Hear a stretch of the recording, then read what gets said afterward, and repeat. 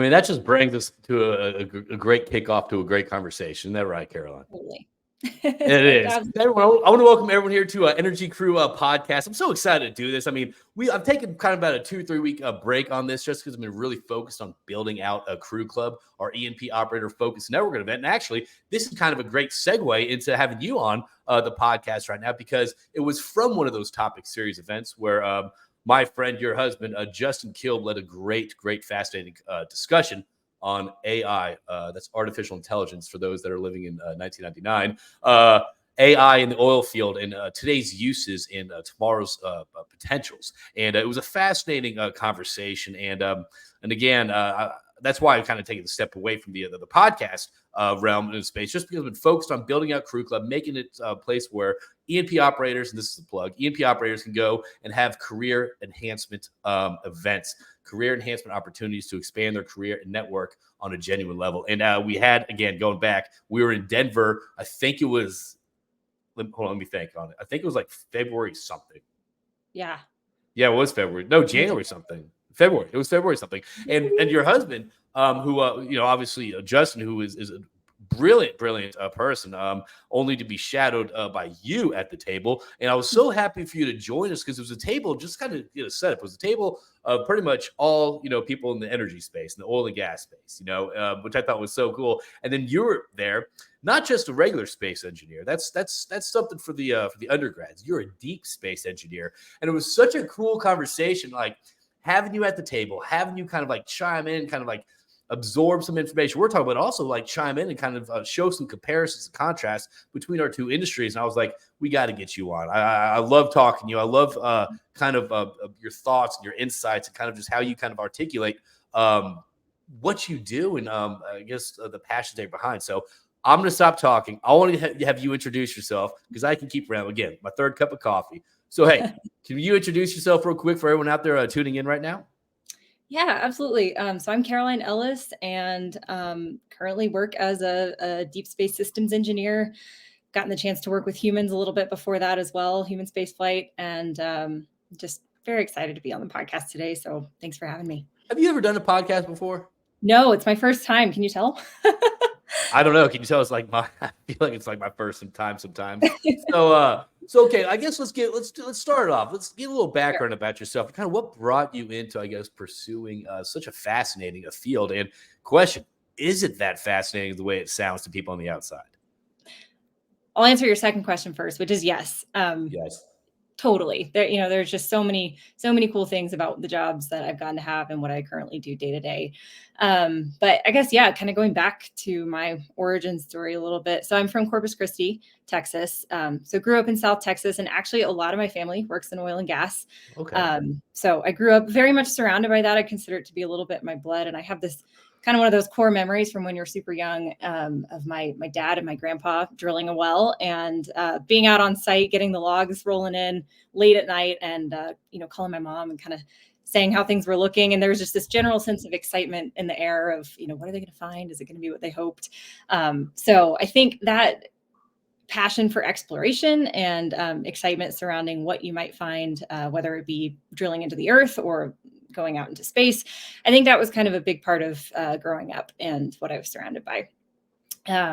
So fast forward to college, I ended up at Colorado School of Mines, and actually started as a geology major, funny enough. Really?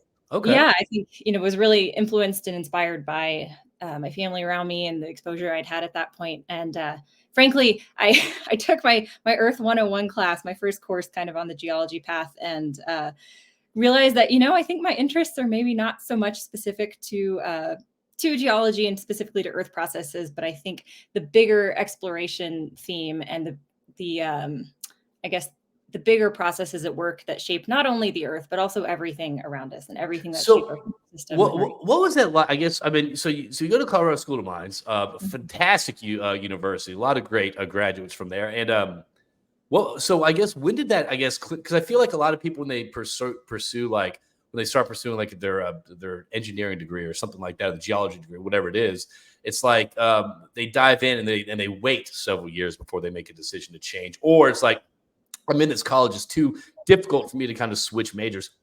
What was that process for you? I guess kind of when you were in there and you made the decision, like, listen, I kind of like this, but did it just geology did not, I guess, light that spark in you? Like, what caused the change?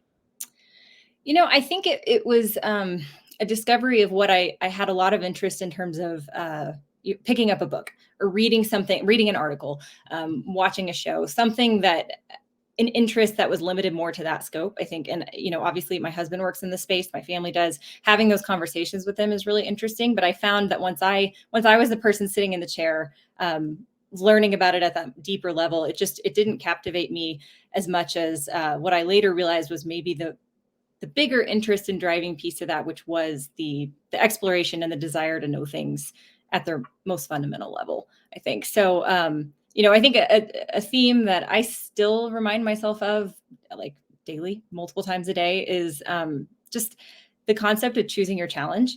I think every decision we make in life or don't make in life comes with its own set of difficulties, hurdles, things that make it not as smooth as maybe we idealize or want it to be. But getting to be the active person in your life, choosing that you want to pursue a path despite all the challenges that it's going to bring. Because once you can peel that back away, at least I found, is you can remove sort of the fear of what difficulties may come and really focus in on what actually interests you and what thing is worth going through those difficulties to pursue. Well, So I think I kind of want to, not to interrupt, but I kind of want to pause on this and kind of dive into this a little bit more, because part of me, one of the things that I'm interested in right now recently is not just, besides the energy and besides people's career paths and all that stuff, it is the concept of whether it's challenging, facing a challenge, controlling what you control, not worrying about the rest. And talk to me a little bit more about this whole choosing your challenge and kind of the process behind that for anyone out there, because I'm curious about it. Yeah. And I can't even really tell you where exactly what influenced me to think about this, or, where I may have first heard it. It's just something that's kind of developed through the choices that I've made, not only in career, but just in life. But I think it's just an acknowledgement of that. First of all, anything worth pursuing is going to be hard. Anything that is really going to light the spark for you, that is going to make really bring about a purpose for what you're working on, is not going to be an easy walk in the park. Doesn't that suck? Don't you wish it was, though, sometimes? Absolutely. And I think it's sort of acceptance is maybe an interesting word, but sort of a realization that just that is the way that things go in life. But the beauty of it is that you have an active role in choosing what it is that you get to pick. And realizing that even though it's going to bring about hard things and difficulties and challenges that you have to overcome, any path you choose is going to do that. And if you don't choose to do something, that brings about its own entire separate list of challenges. So, I think about this even when it's like, hey, I really don't want to go to the gym today, or I really don't want to go for that run. I can either go through the pain of a 30-minute workout, which isn't always comfortable, or I can choose comfort right now and say, you know what, I'm just not going to do it. But then who knows, ultimately maybe suffer the hardship of health-related problems that potentially couldn't have come about if I had chosen exercise. So, yeah.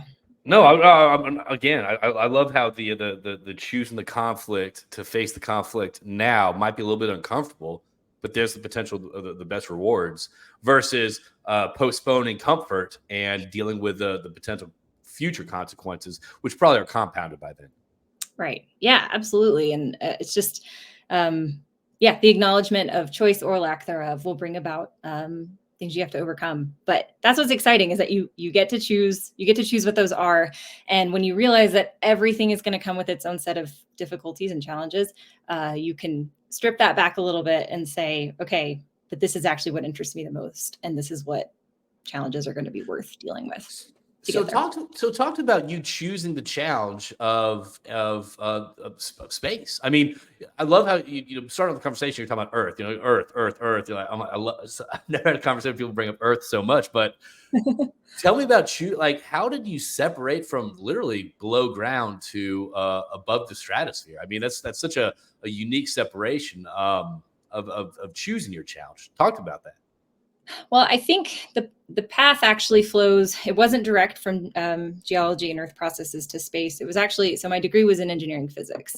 And I think realizing, kind of like I was saying earlier, that maybe the specifics of how it applied to geology wasn't the exact manifestation of my interest that I wanted to pursue, but recognizing that the bigger processes that do influence things like geology, influence the way our earth is formed. That was what I was really after. That was kind of the root of my interests overall. And then I, was fortunate to have some really great mentors at Mines and some great exposure that led me to think, well, hey, I could just do physics and see this at a little bit broader scope. And at the, at maybe the more fundamental level that I find most interesting. So, so that was kind of how I morphed from a degree perspective out of geology to engineering physics. And then through the physics department, I think similarly along those lines. And I think, just to be clear, this is a very big theme in both space exploration and earth exploration in the form of energy or otherwise, is that discovery piece. And they're both so important and so worthwhile for helping us understand where we come from as a species, where everything around us comes from, and how it formed. So I think, part of my degree, I was influenced and was exposed to a number of people who had careers in this area. And that kind of lit a spark that I think had already been there. I just didn't know exactly where the direction was heading. So, okay. So, all right. So was it the people or was it the subject that brought you in the space? I mean, I think the people are integral to it. But the subject itself, I think, was just so captivating to me. I find that I can align with that. I think it's one of those things where it's like, the oil and gas space, for example, like it's if you're around good people in a good community and people that do want to challenge you and that do push you to learn and kind of get out of your comfort zone, I think that's such a great, if you combine that and your career, I think it's such a beautiful kind of combination of everything, because not only are you pursuing your interests, but you also have a support group around you that kind of wants you to grow and achieve and learn more. You're so right. I couldn't agree more. And I think, I see that every day in my career. What'd you say? Oh, I couldn't agree more. I'm so right. Okay. Yeah. I want that as my sound. But okay, so talk about this. Again, walking through your career, walking through your LinkedIn, then I kind of want to get into the if we can talk about the missions. Obviously not too much depth, but to so talk about your first day on kind of, so you have the people around you supporting you, the mentorship, I guess, talking to you about space exploration, all that. Talk to me about, I guess, your first day walking in and kind of what was that like, and what's changed from the first day till now besides responsibilities? Oh man, that's a great question. I think my first day was just, obviously anybody who's started a new job can relate to just feeling totally overwhelmed and a little out of your depth. And it's one of the most uncomfortable experiences, just walking into this new place and trying to make sure you're making the right impressions and all that. But all of that aside, the piece I remember the most was just awe and this feeling of like, am I really here right now? And I guess specifically, I felt this in both workplaces, but my very first career was at Johnson Space Center, the NASA facility in Houston. And so walking in those halls for the first day was like, holy cow, I bet Neil Armstrong walked I'd walk over there at one point, or, just you're surrounded by this rich history and really culture and tradition at this point that's morphed over many years. So I think it was a mix of obviously stress and nerves, but also just awe and a little bit of like, pinch me. Is this really where I'm getting to work right now? And what was that environment at? Was it very welcoming, or was it very kind of like mentorship? Like, hey, come here, you're new here. Let me walk you through this. Definitely. Or is it like just learn as you go along? Yeah. In fact, we actually had, I forget exactly how long, somewhere around like a 3-month boot camp that we started off with. I think, I know in the oil and gas sector, rotations and things like that are very much of the norm. So I think those are similarities there. But we had about a 3-month period where we got to do everything from kind of go on field trips around the site, which is super fun. Get to see all the cool buildings and, cool places where really awesome events have taken place. But also really get steeped in the culture, the tradition, what it means. I was a flight controller. So what it means to be Okay. a flight controller, what it means to be responsible for flying humans on these dangerous missions, and just really be baked into the tradition that's been laid down by all the past missions. Were you ever part of one of those like giant control room clapping cheer moments that they do in the movies? I was, yeah. And Is that something you plan? Like, do I get up my chair? Am I this no, excited? How excited am I? Like, no. I think those moments are just such a culmination of so much hard work on the part of so many people, and just excitement that it's like everything you worked for actually worked. It did what it was supposed to do, and just overwhelming joy and a feeling of accomplishment. So, yeah, wouldn't say it at all. so you're at NASA and you do this. So what was the decision for you to pursue a different path? Yeah. I think going back to that sense of adventure, wonder, exploration, I think those are three words that I think are both native to my personality, but also things that I continually work on incorporating and pursue actively. And I really value and have seen the value among my mentors in acquiring as many skills as you can and as many diverse experiences as are available to you or that you make available to yourself through the things you do. And so actually I'd had the opportunity to intern in the deep space area at Lockheed Martin when I was in college on OSIRIS-REx. So we can talk about the missions more in a minute. But when I had been an intern there just for, a few months, it was in 2018 in the summer. And then they arrived at the asteroid Bennu, which was again, we can talk more about this, but the objective. That's the Osiris. Oh, sorry. For those that don't know, I'm really into deep space. Yeah. Yeah. All the things. So I was there just before we arrived at the asteroid. And then I was fortunate enough to come back and join the team again, just right before the sample of that asteroid that OSIRIS-REx captured returned back to Earth. What is the time length between that? So arrival at Bennu was in, I think it was December of 2018. Okay. And it had launched in 2016. So it was, I think, a 1.5-ish journey out to the asteroid. And it then conducted science and essentially learned what the asteroid that it was orbiting was, and that helped the team select where the best site to take a sample, which was the whole objective of the mission, was to capture a sample of this asteroid, bring it back to Earth. And so the sample was captured in 2020, and then the asteroid sample, the spacecraft carrying the asteroid sample returned the sample to Earth last fall in 2023. So, I feel like I'm going to be going on tangents because even like that short little thing that you're talking about, I'm like, okay, well, how's that? So that shuttle stayed on that asteroid in deep space for 3 years to find a place for me, that's fascinating. Number one, how does it stay on? I guess there's no friction or whatever, but for me, it's just, how is it communicated back to Earth?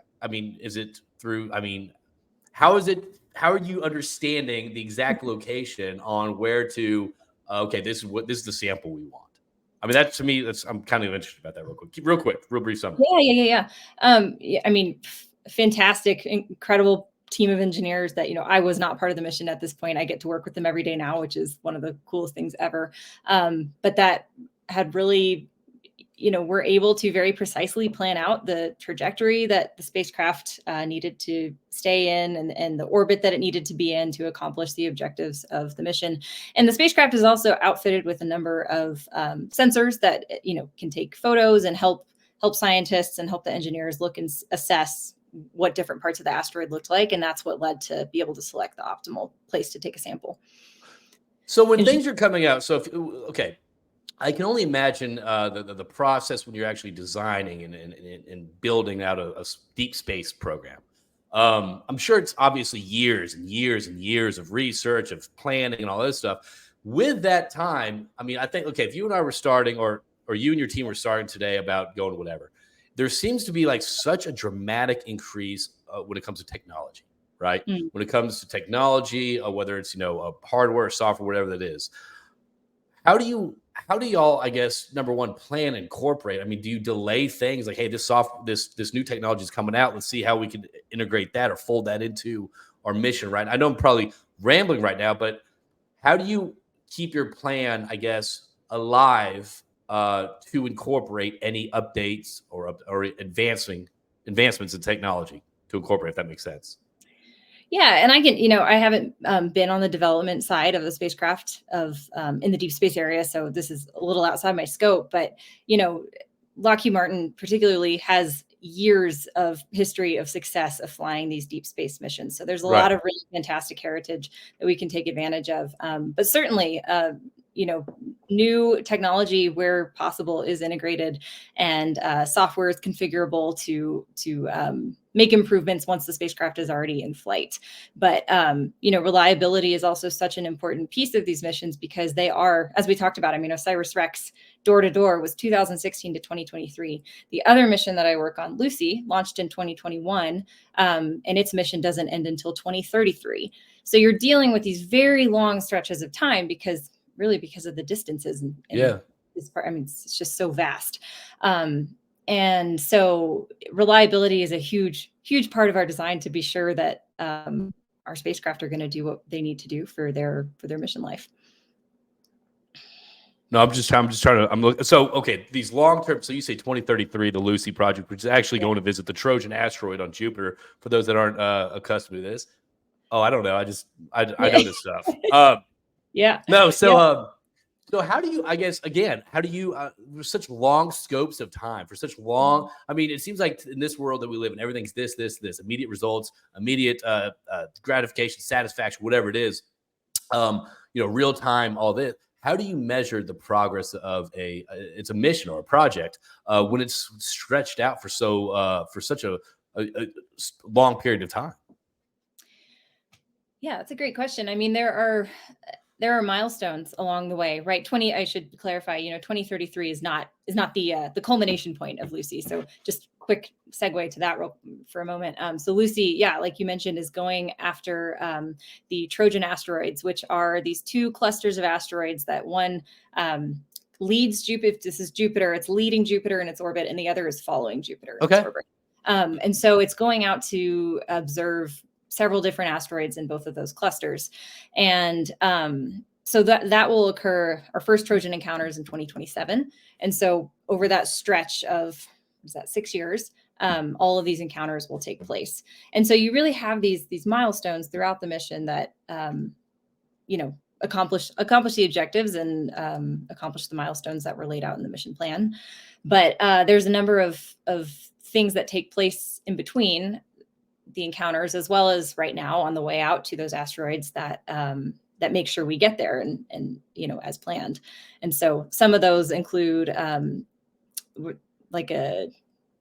where we burn our engines. We call them deep space maneuvers, where we burn our engines for long periods of time or varying periods of time. I shouldn't say necessarily long, but to impart a certain increase or decrease in velocity to make sure that we actually hit the target where we plan to. Another thing that we do is take advantage of Earth's gravity through Earth gravity assists, where the spacecraft comes back and essentially slingshots around the Earth that propels it out in the direction that we need it to go.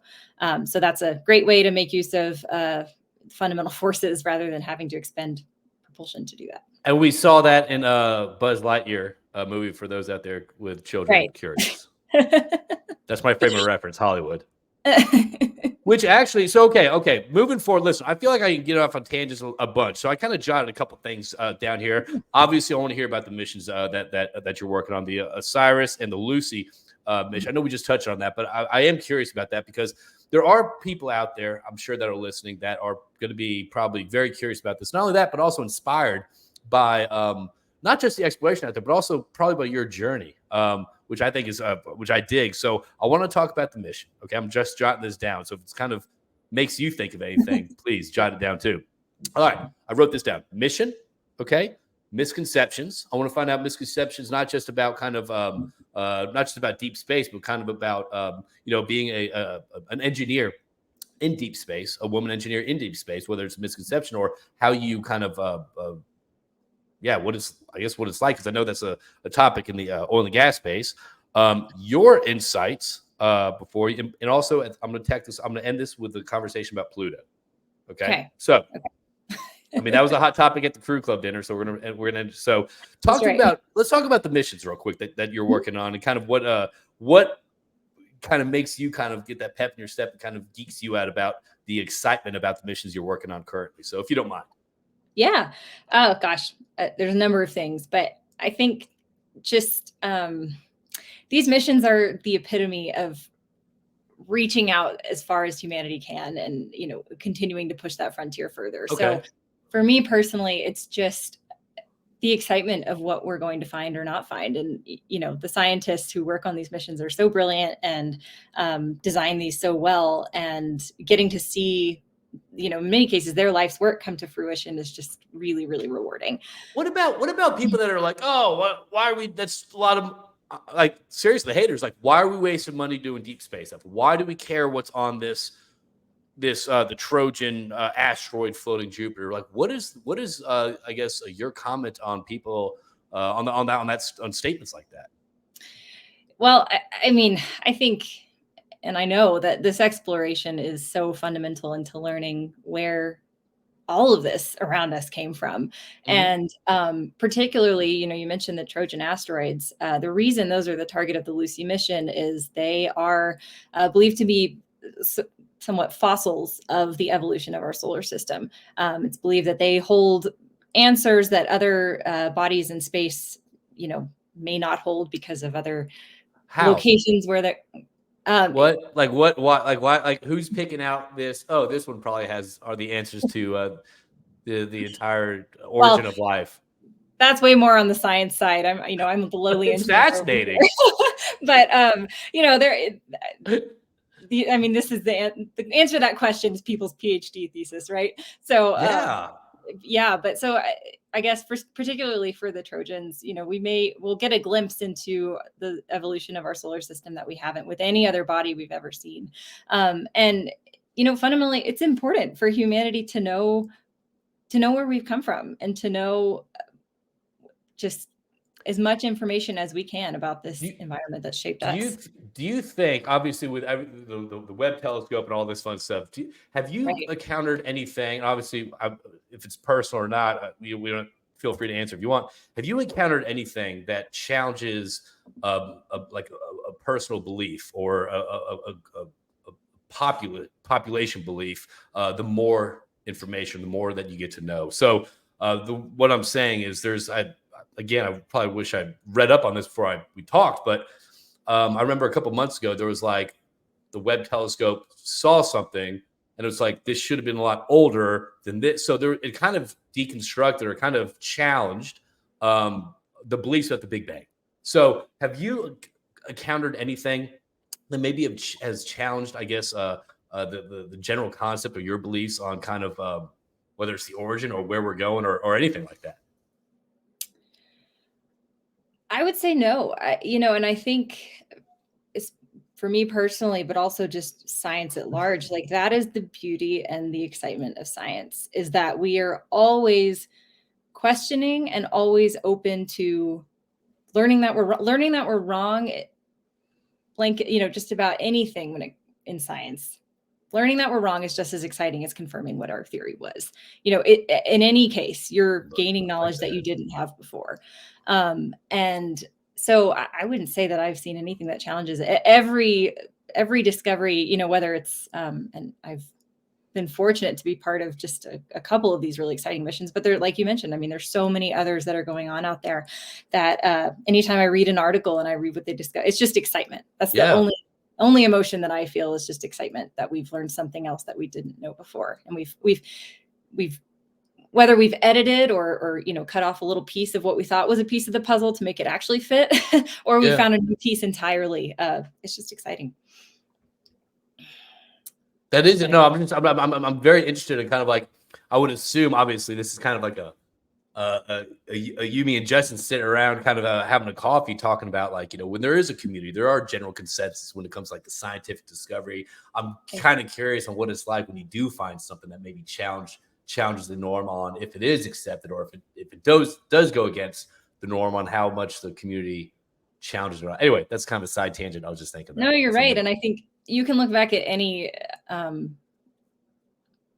technological or scientific revolution or revelation, really is probably the word I'm looking for, at any point in history, and see that there are, there's disagreement, but that disagreement and that friction, which I think in so many ways is, maybe considered to be a deconstructive force or a hard thing to, or an unpleasant thing, is actually what continues to challenge these held beliefs and continues to challenge our knowledge and make sure that we do actually end up at some, at truth or at something that the data supports. So, yeah. I think it's so interesting that your team, that you probably go to work every day to do a mission to fly deep space, whether it's on the Lucy or the Osiris, right? And the goal is not to accomplish anything. Bad choice of words.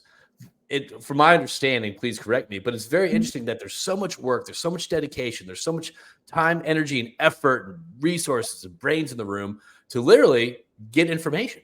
And I just think that there's no like, hey, let's, you think, let's go to this asteroid and mine it, or let's go do this and use this to do this. There's no steps. It's more just to gather the raw information so you can kind of understand more. I mean, do you want to walk me kind of through, I guess, the missions and the purposes? Am I off base? Does that make sense? So, for example, like when you're drilling a well, okay, we know where we got to go. We know what we want to do. We know what we want to do with that hydrocarbons. Deep space, it's like, hey, let's get there, but let's just learn. I think that is such an interesting, it's such an interesting mindset, if that makes sense. I know I'm going all over the board here, but go. No. I mean, I think it's true. And the objective of these missions is to advance human knowledge of our solar system and of what we're surrounded by, and look for answers to the big questions. And so, like OSIRIS-REx, which was the mission that returned the asteroid sample last year. So its purpose was to go out to this carbon-rich asteroid and collect a sample, because, where there's carbon and potential hydrocarbons, potential for water, there's all kinds of secrets that could be held within those rocks. And so bringing them back to Earth is going to set up the scientific community to study that for years in the future, not just this year, but going on for a very long time, and provide an unprecedented look at actual material that exists out in space, and what that could tell us about Earth and how Earth formed, how we formed, all that kind of thing. But I think, getting to the more practical, a more practical look at your question too is, from a spacecraft use standpoint, OSIRIS-REx, for example, so it launched in 2016, returned the asteroid in 2023. The spacecraft is still capable. It's still functioning. It's still, doing great out there. And so a extended mission is now in place, which the name is now OSIRIS-APEX, APEX being Apophis Explorer. And so there's an asteroid called Apophis that is going to have a very close encounter with the Earth in 2029, actually. And so our spacecraft was designed to explore another asteroid. And so this was another opportunity to continue using the spacecraft that still is functioning, still has all of this capability, and use it for a new mission. So was this thought about before 2016, or was it like up there? It's like, hey, what else we got up there? Let's hop over here. Yeah. So it really comes down to the spacecraft was designed to fly its primary mission, which is OSIRIS-REx, and it achieved that and still had functionality left. So it really was something that was able to be that is so thought fascinating. About. Yeah. After are each of these shuttles or whatever, are each of these designed different? Like the one going to the OSIRIS mission versus the Lucy mission. I'm assuming, are they, I guess, different capabilities, different designs? So do you have to design shuttles for each different mission? Right. Yeah, I mean, like I said before, there's so much history that Lockheed Martin has with designing spacecraft for these kinds of purposes, and so there's a lot of really fantastic heritage that can be taken advantage of across the board. But absolutely, I mean, each one of them has a different objective, has to operate in a slightly different environment to achieve the mission objective, and so yeah, there are certainly choices that are made to make sure it can accomplish all of that. Give me a day in the life of you right now, because it's so fascinating. You got two different deep space things going. Let's get more casual conversation. Give me a day in the life of you right now. Yeah. What that's like. Gosh, it's day in the life is pretty awesome. So my job, systems engineering, right? So our job really is to be the big picture engineering thinkers who are working with all of the more individual subsystems of a spacecraft. So, a spacecraft has engineers that think about just its power system, or just its propulsion system, or just its communication system. There's different systems that all combined together create the spacecraft. So as a systems engineer, I like to think of it as my job is to speak enough of the language of all of those different areas to be able to effectively communicate with them individually, but also see how all the pieces really fit together. So that's kind of like, I guess, if I'm listening to that, that's kind of like a project foreman or something like that, where you have the people building a house, you have the people that do the plumbing, the people that do the electricity, the people that do the drywalls, and you're saying, hey, listen, this is how it all goes together. This is what everyone kind of needs to do to stay on the track so we get this thing built. Exactly. And it provides that bigger picture understanding of, maybe we're planning to do this with one subsystem and something else with another subsystem, but at the system level, you can see, oh, hey, if we do those at the same time, that may not have the exact effect we want, or it could lead to something that could not go as planned, or hey, actually, yeah, we're doing that. That would be a great time to incorporate another objective from another team. So a day in my life is very social, talking with all the different engineers who are working on their individual subsystems, but then integrating all of that into what we actually send to the spacecraft. So I'm actually writing the commands that we send to the spacecraft to make it do the different things we want it to do.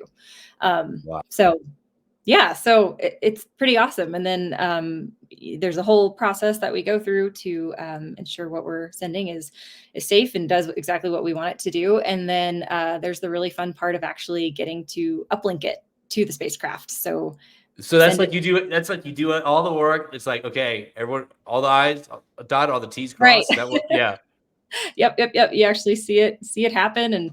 And just many moments of kind of, those big clapping moments like we talked about earlier. You get so many of small doses of that so regularly, which is just very rewarding. Wow.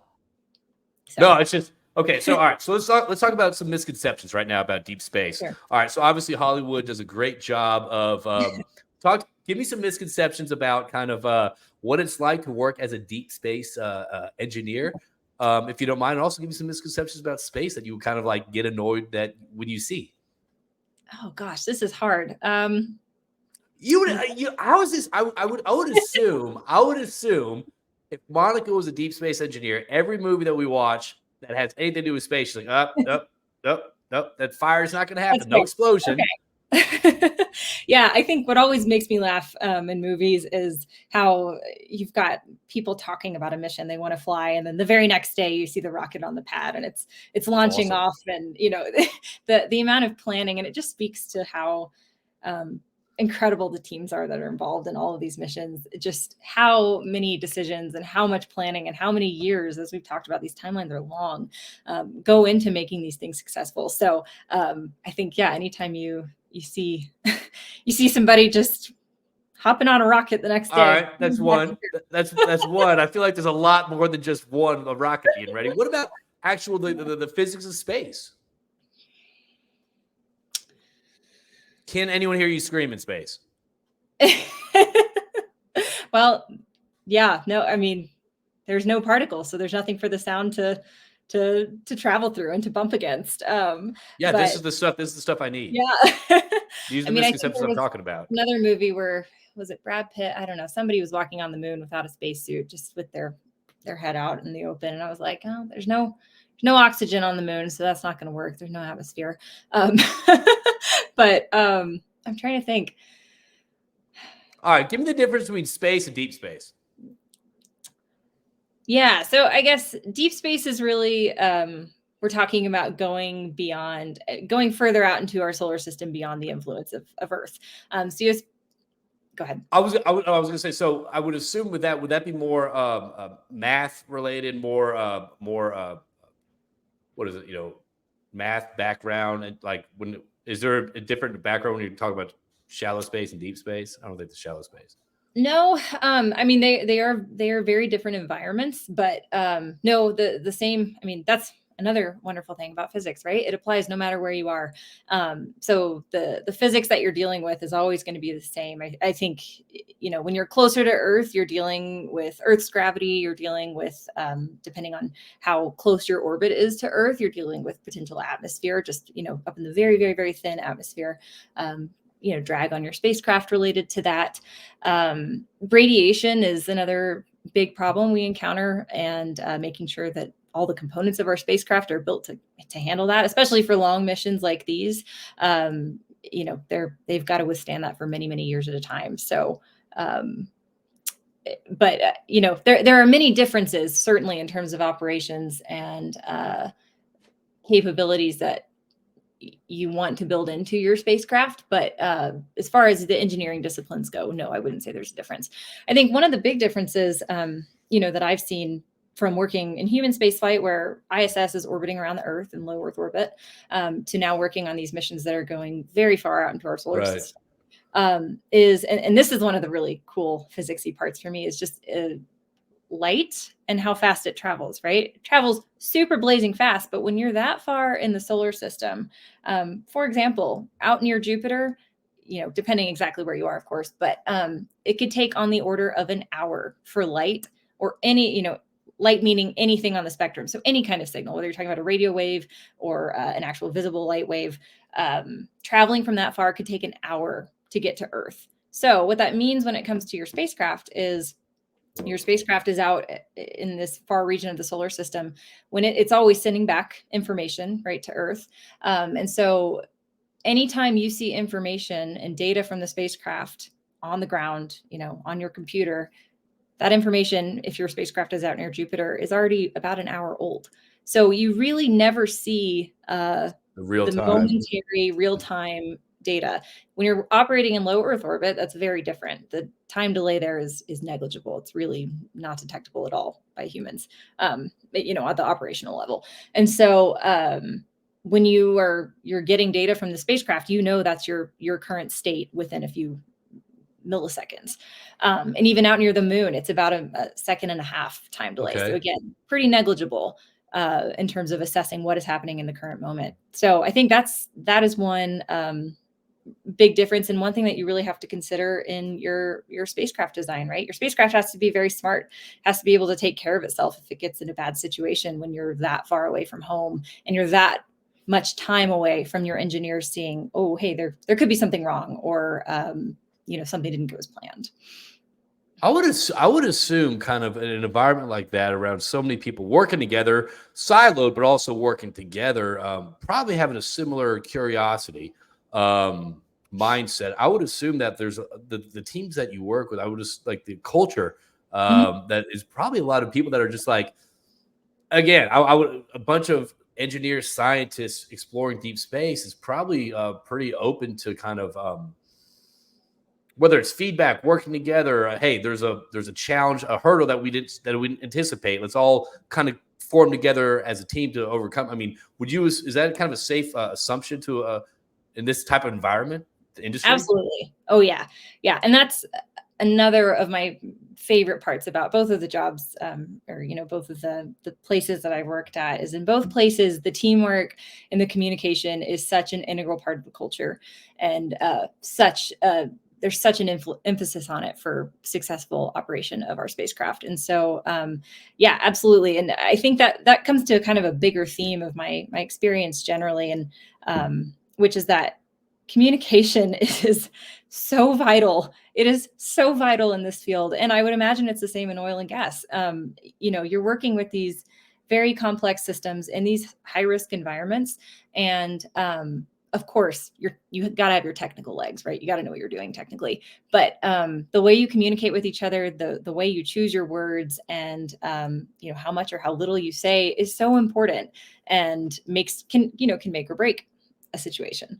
Well, okay. So talk about communication, leadership skills. How do you ensure that you have the right communication skills when you're talking to a team? Like, how do you know? How do you know they're picking up what you're relaying to them? So I think I'll take this back to my experience. It still applies at Lockheed Martin, certainly, but at Johnson Space Center, when you're working in mission control as a flight controller, you've seen the movie, right? Like, they've all got their headsets on. They're all sitting in mission control. Houston, we have a problem. Hey, yeah, just like that. Yeah. And you see all of them are on this interconnected loop system, which, again, very similar concept at Lockheed Martin as well. But as part of the boot camp that I talked about earlier, a big chunk of that was learning communication protocol. So actually, like, some shortened words that have been developed to relay things more quickly. Lots and lots of simulations, whether it just be a paper simulation where you've just got kind of a script you're walking through, or a situation you're sort of hypothetically working through and practicing, explaining what the problem is to your leadership, or to another subsystem, and then being evaluated on that and saying, hey, that was way too wordy, or like, hey, you didn't actually get to the root of what the problem was. So lots and lots of drills and simulations to be sure that what you were saying on those loops was was the absolute perfect straddle between too much and too little. The reason why I think that's so interesting, because communication, I think you're right. Just because I can communicate to you, or you communicate, that doesn't mean what I'm communicating to you, you're picking up. So I think that's such an interesting concept of that, what you're talking about, the message, is the message actually, can that be distributed amongst a great group of people and them understand the message very similar? I think that is so interesting, because a lot of times, a lot of industries, it's like, well, I told them what to do, they should figure it out. And that's make or break when you're dealing with such high risk, high stakes like you are. Right. And it comes down to even some simple techniques where, when we were talking on the loops with our headsets on, someone gives you some information, such as numbers, where it's really easy to say, miss a digit, or think they said 9 instead of 5. You say the numbers that could be confusing slightly differently. Or, as the person receiving the message, you read the numbers back to be sure that, hey, we are both on the same page. Or if it's, less like a numerical thing. Exactly. Really reading back what you understood from the interaction, and then putting the responsibility back on the person who transmitted it. And if that understanding is not correct, trying again and making sure that what you intended to communicate is what was understood. And I think it's such a life concept as well, right? I mean, communication is 100% in every situation. But yeah, like you said, especially in these high risk, and I imagine in oil and gas, it's similar. You're working with people in challenging environments, and doing hard engineering problems that require you to make sure you're communicating very effectively. And there is a lot of and I think a little tangent, I think communication is going to be more important as time goes on, just because people have skill sets when it comes to communication has dialed back through the use of texting, emailing, electronic ways to communicate. I think actual voice relaying information is kind of going down. So real quick, I know we're talking about 48 minutes. This has been a great conversation. I'm sure I can dial in longer, but it's flown by. I know it has. For people out, first off, I want to tie, you have knowledge, experience, and conversations on the similarities between the energy space, the oil and gas space, and also the deep space thing, which I'd like to touch on. But before I forget this, people that are out there that kind of are interested in kind of pursuing a field that they're curious in, I think that's something that, Kate Hyken, we had Kate, we had a crew club dinner, and she brought up a great point, that something that you're talking about, curiosity. How do you promote? I mean, what would you tell someone out there that is interested about pursuing what they're curious in? Something that kind of like, pretty much, what would you?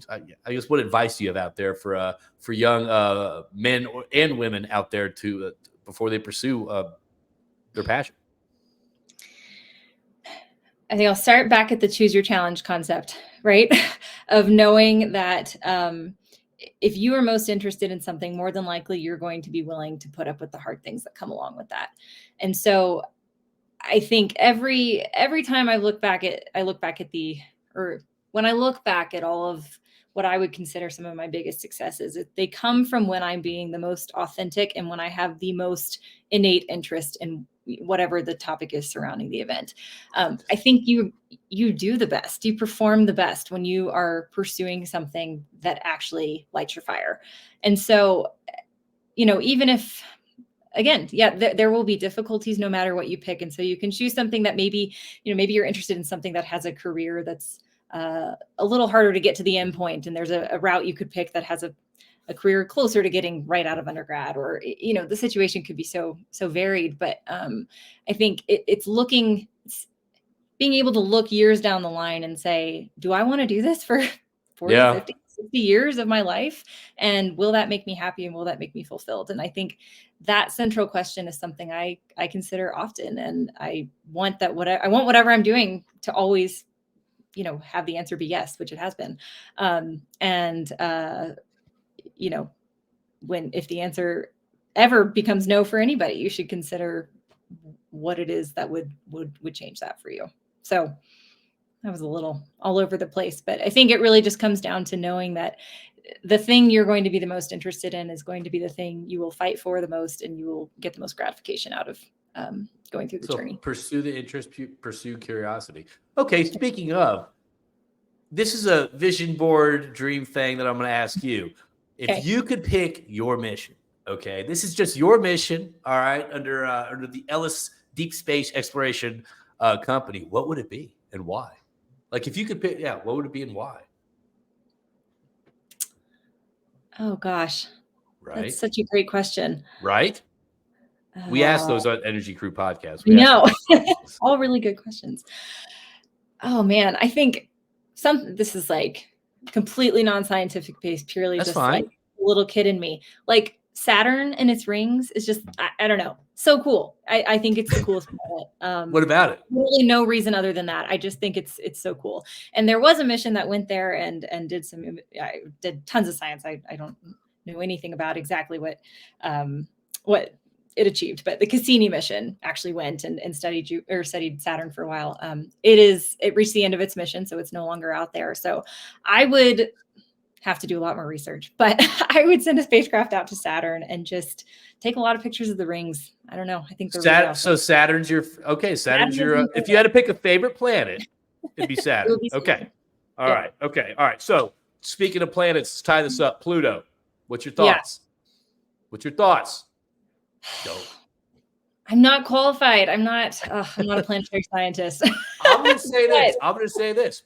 In my Pluto's a planet. I'm throwing it out there. You heard it here on Energy Crew and Rick and Morty. All right. Great.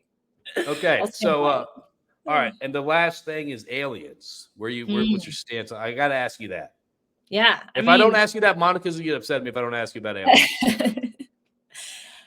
Seems statistically probable that there could be something out there. That is such an engineering answer. That is such an engineering non-confirmation confirmation. I love it. So, hey, honestly, do you have anything to bring up with? I know we're talking for an hour, and I know that it's Friday. Thank you so much for your time and kind of get behind the mic and talk to me. I'd love to probably do this again. But do you have anything else you want to share with me or with our audience out there, or anything like that? I don't think so. I love where you've taken this conversation, and this is one of those things that's kind of frustrating. I feel like we could be like a group of us around a table just talking for like 2 hours. Just totally. Yeah. No, this is absolutely. I didn't even realize we were, running long until you said that. But no, this has been such a pleasure, and I don't think I have anything else, but I just really appreciate. Well, thank you. Well, first off, that you and your husband we're huge fans of y'all's over at our house, so we love y'all. But but I want to thank you so much for your time. It was great having you at the table, and it was just your experience and your background. I mean, we're all talking about AI in the oil field. We're like, and then everyone at the table was like, "Hold on, we don't talk about deep space right now." So it was so great having you there. It's such a cool. Unique industry to get into. And I think it's just fascinating for, people out there. Like, I'm going to tell my daughter about this. She's going to dig this. But it's just one of those things where it's like, I think, promoting kind of, the engineering side, the STEM fields for people that are interested to get into. I dig it. I love what you do. Obviously I want to learn more about it, but until then, thank you for your time. Well, thank you. And I also just want to say, like, I really love what you're doing with Crew Club and with all of your pursuits. I think it's so awesome to have a place where people can really come and bring ideas and learn from each other. And it just in a space that is fully dedicated to that. And I, have listened to several of your other episodes of your podcast, and I love the topics you explore. And it's really inspiring for me to hear these other leaders and other people that you bring on.